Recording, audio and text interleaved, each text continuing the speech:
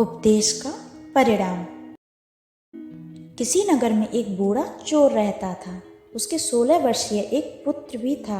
चोर जब ज़्यादा बूढ़ा हो गया तो अपने बेटे को चोरी करने की विद्या सिखाने लगा।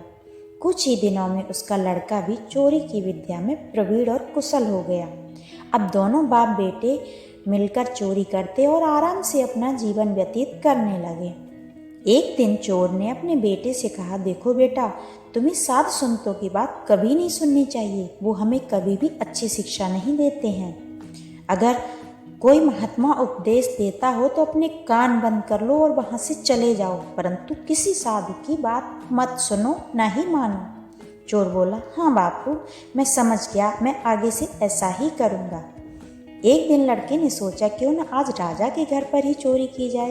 एक ही दिन में धनवान होकर फिर बहुत दिनों तक कार्य करने की आवश्यकता नहीं होगी। ऐसा सोचकर वह उधर ही चल पड़ा। थोड़ी आगे चला तो उसने देखा कि एक स्थान पर कुछ लोग एकत्रित होकर बैठे हैं। उसने आते हुए एक व्यक्ति से पूछा कि उस स्थान पर इतनी भीड़ क्यों है, वहाँ क्या हो रहा है। उस आदमी ने उत्तर दिया, वहाँ एक महात्मा उपदेश दे रहे हैं जिनका नाम बुद्ध है। यह सुनकर उसका माथा ठनका। उसने बोला, मैं तो उपदेश सुनूंगा नहीं, फिर मैं उधर से जाकर क्या करूंगा। ऐसा सोचकर उसने अपने कानों में उंगली डालकर वहां से भाग निकला। किंतु जैसे ही वह भीड़ से कुछ दूर होकर निकला, रास्ते में उसे पड़े हुए पत्थर से ठोकर लगी और वह गिर गया। उस समय बुद्ध कह रहे थे, कभी झूठ नहीं बोलना चाहिए, जिसका नमक खाया है उसका कभी बुरा नहीं सोचना चाहिए। ऐसा करने वाले को भगवान सदा दुखी बनाए रखते हैं। ये दो बातें उसके कान में पड़ी और वह झटपट उठा और कान बंद कर राजा के महल की ओर चल दिया। वहां पहुंचकर जैसे ही अंदर जाना चाहा कि उसे वहां बैठे पहरेदार ने टोका, अरे कहाँ जाते हो और कौन हो तुम। उसे बुद्ध का उपदेश याद आया, झूठ नहीं बोलना चाहिए, चलो आज सच बोलकर ही देख लेता हूँ। उसे याद करके चोर ने सोचा और वो बोला, मैं चोर हूँ, चोरी करने जा रहा हूँ। तो द्वारपाल बोला, अच्छा ठीक है तो जाओ। उसने सोचा राजमहल का नौकर होगा, मजाक कर रहा होगा। चोर सच बोलकर राजमहल में घुस गया। एक कमरे में घुसा, वहाँ से बहुत सारा पैसा तथा जेवर देखकर उसका मन खुशी से भर गया और उन सबको एक थैले में डालकर बहुत सारा धन इकट्ठा करके वो वहाँ से चल दिया। रास्ते में उसे दूसरा कमरा दिखा तो जैसे ही उस कमरे में घुसा, वो रसोई घर था। वहाँ उसने कई प्रकार के रखे हुए भोजन खाए, बहुत स्वादिष्ट भोजन थे। भोजन करने के बाद उसने जो भी धन वहाँ से चुराया था वो लेकर चल दिया। किंतु जैसे ही आगे बढ़ा, उसे बुद्ध का उपदेश याद आ गया, जिसका नमक खाओ उसका कभी भी बुरा मत सोचो, ना ही करो। उसने अपने मन में कहा, खाना खाया है उसमें नमक भी था, तो मैं इसका बुरा कैसे कर सकता हूँ।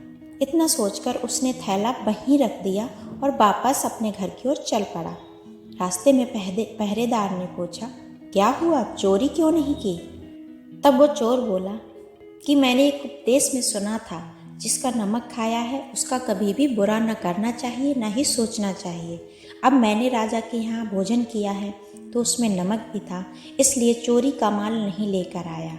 मैंने चोरी का माल वहीं रसोई घर में रख दिया है, उसे उठा लेना। इतना कहकर जब वह वहाँ से आगे जाने लगा तो उधर द्वारपाल ने शोर मचाया, चोर चोर, पकड़ो पकड़ो, चोर भागा जा रहा है। दूसरे पहरेदारों ने चोर को पकड़कर राजा के दरबार में हाजिर किया। जब राजा ने पूछा कि उसने ऐसा क्यों किया तो उसने बताया कि मैंने एक महात्मा के द्वारा दिए गए उपदेश के मुताबिक पहरेदार के पूछने पर सत्य बोला कि मैं चोर हूँ।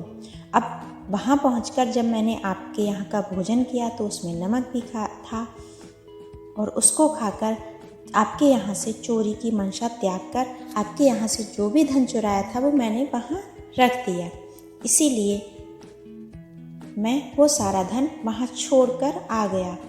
उसके उत्तर पर राजा बहुत खुश हुआ और अपने दरबार में उसे नौकरी दे दी।